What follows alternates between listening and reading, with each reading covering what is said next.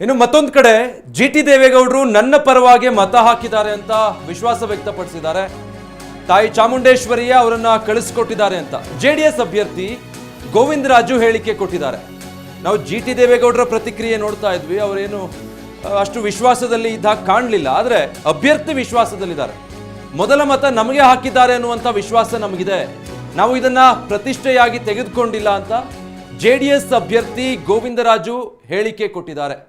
ಜಿಟಿ ದೇವೇಗೌಡರು ಅಡ್ಡ ಮತದಾನ ಮಾಡಿದ್ರ ಗೊತ್ತಿಲ್ಲ, ಆತ್ಮಸಾಕ್ಷಿಯ ಮತದಾನ ಮಾಡಿದ್ದೀನಿ ಅಂತ ಹೇಳಿದ್ರು. ಜೆಡಿಎಸ್ಗೆ ಮತ ಹಾಕಿದ್ದೀರಾ ಅಂತ ಕೇಳಿದ್ದಕ್ಕೆ ಸ್ಪಷ್ಟವಾಗಿ ಅವರು ಉತ್ತರ ಕೊಡಲಿಲ್ಲ. ಅದನ್ನು ಅವರು ಹೇಳಬೇಕು ಅಂತಿಲ್ಲ, ಗೌಪ್ಯ ಮತದಾನ ಆಗಿರೋದ್ರಿಂದ. ಬಟ್ ಸ್ಟಿಲ್ ಅವರು ಪಕ್ಷದಿಂದ ಅಂತರ ಕಾಯ್ದುಕೊಂಡಿರೋದು. ಮತ್ತೆ ಜೆಡಿಎಸ್ ಶಾಸಕರೆಲ್ಲರೂ ಒಟ್ಟಾಗಿ ದೇವನಹಳ್ಳಿಯ ರೆಸಾರ್ಟಲ್ಲಿ ಕಾಣಿಸ್ಕೊಂಡಾಗಲೂ ಜಿಟಿ ದೇವೇಗೌಡರು ಅದರಿಂದ ಅಂತರ ಕಾಯ್ದುಕೊಂಡಿದ್ರು.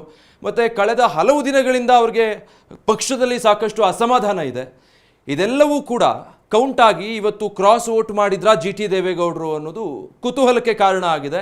ಮೊದಲ ಮತ ಅವರೇ ಚಲಾಯಿಸಿ ಅಲ್ಲಿಂದ ಹೊರಟು ಬಿಟ್ಟಿದ್ದಾರೆ ಜಿಟಿ ದೇವೇಗೌಡರು. ಹೆಚ್ಚಿಗೆ ಏನು ಮಾತಾಡಲಿಲ್ಲ. ಆದರೆ ಜೆಡಿಎಸ್ ಅಭ್ಯರ್ಥಿ ಮಾತ್ರ ವಿಶ್ವಾಸ ವ್ಯಕ್ತಪಡಿಸಿದ್ದಾರೆ.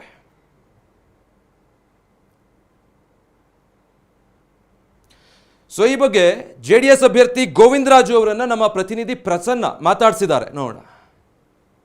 ಈಗ ಜೆಡಿಎಸ್ನ ಅಭ್ಯರ್ಥಿಯಾಗಿರುವಂತಹ ಗೋವಿಂದರಾಜು ಅವರು ನಮ್ಮ ಜೊತೆಗಿದ್ದಾರೆ.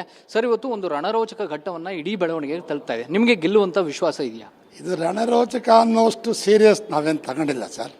ಇದು ಸಣ್ಣ ಚುನಾವಣೆ ಸರ್. ಆದರೂ ಈ ಕಾಂಗ್ರೆಸ್ ಪಕ್ಷದವರ ಒಂದು ಹಠದ ಧೋರಣೆಯಿಂದ ಈ ಒಂದು ಸ್ಥಿತಿ ನಿರ್ಮಾಣ ಆಯಿತು. ಯಾಕಂದರೆ ವಿಧಾನ ಪರಿಷತ್ ಸ್ಥಾನ ಸರ್ಕಾರ ರಚನೆ ಮಾಡೋಕ್ಕೂ ಉಪಯೋಗ ಆಗಲ್ಲ, ಸರ್ಕಾರ ಬೀಳಿಸಲಿಕ್ಕೂ ಉಪಯೋಗ ಆಗೋದಿಲ್ಲ. ಇದೊಂದು ಬುದ್ಧಿವಂತರ ಚಾವಡಿಗೆ ಒಂದು ಸರ್ಕಾರನೇ ಇದನ್ನು ಕಳಿಸುವಂಥ ವ್ಯವಸ್ಥೆ ಇತ್ತು. ಕಾಂಗ್ರೆಸ್ನವರು ಹಠದ ಧೋರಣೆಯಿಂದ ಅವರಿಗೆ ಒಂದು ಚುನಾವಣೆ ನಿರ್ಮಾಣ ಆಗಿದೆ. ನಾನು ಮುಖ್ಯಮಂತ್ರಿಗಳು ಸಹ ಕೈ ಮುಗಿದು ಅಪೀಲ್ ಮಾಡಿದೆ, ಬಿಡಿ, ಯಾಕೆ ನೀವು ಹಠ ಮಾಡ್ತೀರಾ, ವಿರೋಧ ಪಕ್ಷಕ್ಕೆ ಒಂದು ಸ್ಥಾನ ಬಿಡಿ. ಇವಾಗ ಈ ತಿಂಗಳು ನಮಗೆ ಜುಲೈಯಲ್ಲಿ ಅವ್ರಿಗೆ ಮತ್ತೆ 4 ಸ್ಥಾನ ಸಿಗುತ್ತೆ, ಅದರಲ್ಲಿ ಅವ್ರಿಗೆ ಅಕಾಮಿಡೇಟ್ ಮಾಡಿ ಅಂತ ಅವ್ರಿಗೆ ರಿಕ್ವೆಸ್ಟ್ ಮಾಡಿದೆ. ಇಲ್ಲ, ನಮ್ಮದಿದು ಭಾಳ ಪ್ರತಿಷ್ಠೆಯಾಗಿ ತಗೊಂಡಿದ್ದೀವಿ ಅಂತ ಅವ್ರು ಹೇಳಿದ್ದೆ. ನಾವೇನು ಪ್ರತಿಷ್ಠೆಯಾಗಿ ತಗೊಂಡಿಲ್ಲ, ನಮ್ಮ ಶಾಸಕರೆಲ್ಲ ಒಗ್ಗಟ್ಟಾಗಿದ್ದೇವೆ, ಒಟ್ಟಿಗೆ ಇದ್ದೇವೆ. NDA ಶಾಸಕರೆಲ್ಲ ನಮಗೆ ಸಪೋರ್ಟ್ ಆಗಿದ್ದಾರೆ. ಅದನ್ನು ತೋರಿಸ್ಬೇಕಾಗಿತ್ತು. ನಾವು ಹಂಗಂತ ನಾವು ನಾಮಿನೇಷನ್ ಆಗದಿದ್ದರೆ ನಾವು ಸರೆಂಡರ್ದಂಗೆ ಆಗ್ತಿತ್ತಲ್ಲ. ಹಾಗಾಗಿ ನಮ್ಮ ಒಂದು ಪಕ್ಷಕ್ಕೆ ಒಂದು ಒಳ್ಳೆ ಗಟ್ಟಿ ಇದು ಮಾಡಬೇಕಂತ ನಾವು ಈ ಚುನಾವಣೆನ ತಗೊಂಡಿದ್ದೀವಿ. ನೀವು ಹೇಳಿದ ರೀತಿಯಲ್ಲಿ ನಾವು ಅಷ್ಟೊಂದು ಸೀರಿಯಸ್ ತಗೊಂಡಿಲ್ಲ.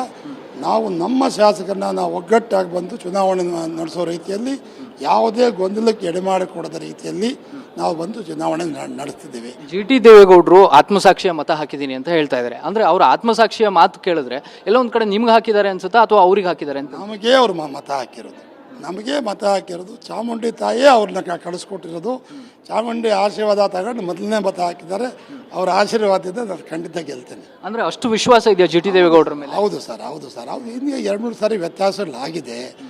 ಈ ಚುನಾವಣೆಯಿಂದ ನಮ್ಮ ನಾಯಕರು ಅವ್ರ ಜೊತೆ ಮಾತಾಡಿದ್ದಾರೆ. ಇದರಿಂದ ಮುಂದಕ್ಕೆಲ್ಲ ಒಳ್ಳೇದಾಗುತ್ತೆ ಸರ್. ಈಗ ಅಕಸ್ಮಾತ್ ಅಡ್ಡ ಮತದಾನ ಆಗಿದೆ ಅನ್ನುವಂಥದ್ದು ಏನಾದ್ರು ಅನುಮಾನ ಬಂದರೆ, ಆ ಥರದ ಕಂಡು ಬಂದರೆ ಪಕ್ಷ ಏನು ತೆಗೆದುಕೊಳ್ಳುತ್ತೆ?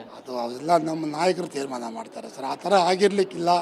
ನಾವು ಎಲ್ಲ ಕೂಡಿ ಮಾಡಿದ್ದಾರೆ ಸ್ವರ್ಗ ಸುಖ, ಅದು ಕೂಡಿ ಹೋಗ್ಬೇಕು ಅನ್ನೋದು ನಮ್ಮದೆಲ್ಲ ಆಶಯ. ಆ ರೀತಿ ಏನೂ ಆಗಿರ್ಲಿಕ್ಕಿಲ್ಲ. ಅದಾದಾಗ ನಮ್ಮ ನಾಯಕರು ಅದನ್ನೆಲ್ಲ ಕೊಡ್ತಾರೆ ಸರ್. Thank you. ಇದಿಷ್ಟು ಜೆಡಿಎಸ್ನ ಅಭ್ಯರ್ಥಿಯಾಗಿರುವಂಥ ಗೋವಿಂದರಾಜು ಅವರ ಮಾತು. ಅಂದರೆ ಜಿಟಿ ದೇವೇಗೌಡರು ನನ್ನ ಪರವಾಗಿ ಮತ ಹಾಕಿದ್ದಾರೆ ಅನ್ನುವಂಥ ವಿಶ್ವಾಸವನ್ನು ಈಗಲೂ ಕೂಡ ಅವರು ವ್ಯಕ್ತಪಡಿಸ್ತಾ ಇದ್ದಾರೆ. ಕ್ಯಾಮ್ರಾ ಪರ್ಸನ್ ಮಂಜುನಾಥ್ ಜೊತೆ ಪ್ರಸನ್ನ ಗೌಕರ್, TV9 ಬೆಂಗಳೂರು.